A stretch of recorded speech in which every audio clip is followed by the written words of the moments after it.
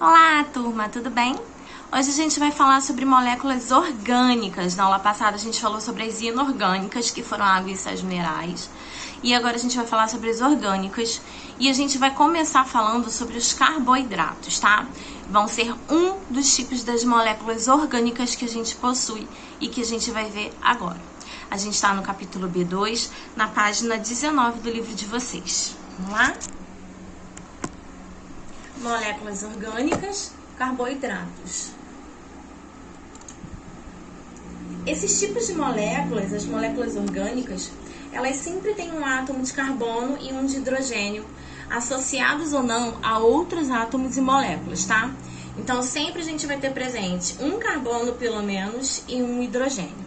O carbono, ele geralmente faz 4 ligações com o hidrogênio, como a gente pode observar aqui, tá bom? Os polímeros, eles são macromoléculas que formam o corpo humano. As moléculas menores são chamadas de monômeros e formam as macromoléculas, que são os polímeros. Ou seja, monômeros criam polímeros, tá? Os principais polímeros, que são as moléculas orgânicas, vão ser os carboidratos, os lipídios, as proteínas, os ácidos nucleicos, que são o DNA, e as vitaminas. E a gente vai ver um pouquinho sobre cada um deles, começando agora pelo carboidrato. O carboidrato, ele é popularmente chamado de açúcar, tá? São a principal fonte de energia celular. Se a gente consome muito carboidrato e não gasta essa energia que o corpo absorveu, a gente cria um depósito de carboidrato, tá? Eles são formados por meio da fotossíntese nos vegetais ou quimiossíntese nas bactérias. Essa aqui é a molécula da fotossíntese, tá? Para a fotossíntese acontecer, a gente precisa de 6 moléculas de gás carbônico, 6 moléculas de água e luz. Isso origina uma molécula de glicose e 6 moléculas de oxigênio. Como resultado da fotossíntese, a gente tem a glicose, que é o carboidrato, e o oxigênio. Os carboidratos, eles são classificados em monossacarídeos, disacarídeos ou polissacarídeos. E essa classificação, ela nesses grupos vai depender do tamanho das cadeias que esses carboidratos vão formar, tá? Os monossacarídeos são carboidratos mais simples. Eles têm a menor quantidade de átomo de carbono na molécula e pode variar de 3 até 8 somente, tá? Se ele tiver 3, a gente chama de triose, 4, tetrose, 5, pentose, 6, hexose, 7, pentose e 8, octose, tá? Tem um errinho aqui, gente, porque o 7 é heptose, tá? Aqui, ó, é heptose, tá bom? E o C6H12O6 é uma hexose, por exemplo, porque ele tem 6 carbonos, tá? A quantidade de carbono varia e é pela quantidade de carbono que a gente vai saber qual é o tipo do monossacarídeo, tá bom? Aí a gente tem uma tabelinha que tá no livro de vocês que mostra os monossacarídeos mais conhecidos. A glicose, ela é encontrada em sangue, no mel, nas folhas, nas células em geral. A frutose nas frutas, a galactose no leite, a ribose no ácido ribonucleico e a desoxirribose no ácido desoxirribonucleico, que é o DNA, tá?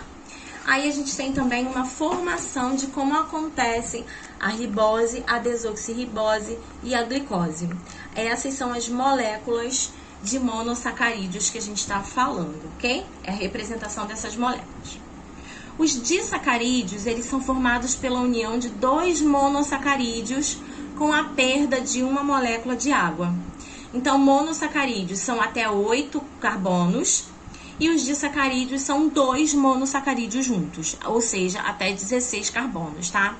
Existem 3 tipos de disacarídeos: a maltose, a sacarose e a lactose. A maltose, ela é formada por 2 glicoses. A sacarose é formada por uma glicose e uma frutose. E a lactose é formada por uma glicose e uma galactose. Percebam que todos eles são formados de glicose, tá? Só vai acrescentando outros tipos de monossacarídeos, tá? Aqui a gente tem a hidrólise dos açúcares, para vocês entenderem como funciona. A maltose recebe a enzima maltase e se divide em glicose e glicose, como a gente acabou de ver, ó. Maltose, duas glicoses, tá? A sacarose recebe a enzima sacarase e se divide em glicose e frutose. E a lactose recebe a enzima lactase e se divide em glicose e galactose, tá? O oposto da hidrólise, que é essa divisão, é a síntese, que é a formação. Ela ocorre quando dois monossacarídeos vão se unir, como a gente já viu, tá? Glicose mais glicose, maltose mais água. Glicose mais frutose, sacarose mais água. Glicose mais galactose, lactose e água, ok? Aí a gente tem, ó, os monossacarídeos que se unem e formam o disacarídeo mais água. Sempre quando dois monossacarídeos se unem, eles formam um disacarídeo e uma molécula de água, tá? Os polissacarídeos, eles são resultantes da união de centenas e até milhares de moléculas de monossacarídeos. A gente vai ver os principais. O amido, que é o carboidrato de reserva energética dos vegetais e de algumas algas, compostos por mais de 1.400 moléculas de glicose. Eles têm muito carboidrato, o amido. Ele tá principalmente em batatas, trigo, e aí alimentos de trigo como macarrão, pão, bolo, tá? Outra coisa importante, quando a gente ingere esse amido, ele vai para o nosso corpo e fica estocado no nosso fígado na forma de glicogênio, que também é um polissacarídeo, só que é um polissacarídeo animal. O amido, ele é um polissacarídeo vegetal, tá? Aqui, ó, o glicogênio é um carboidrato de reserva energética dos animais, ficando estocado no fígado e também nos músculos, tá? O organismo degrada o glicogênio e libera a glicose conforme a necessidade. Também pode acontecer durante jejum, prática de esportes e até quando se está no estresse. A celulose também é um tipo de polissacarídeo, forma a parede celular, é muito forte, tá? O nosso corpo não consegue digerir a celulose. É importante a gente se alimentar de alimentos à base de celulose, porque eles são ricos em fibras vegetais e isso ajuda o nosso intestino a funcionar melhor, tá? Como exemplo, a gente tem cereais, frutas, hortaliças, principalmente as cascas das frutas.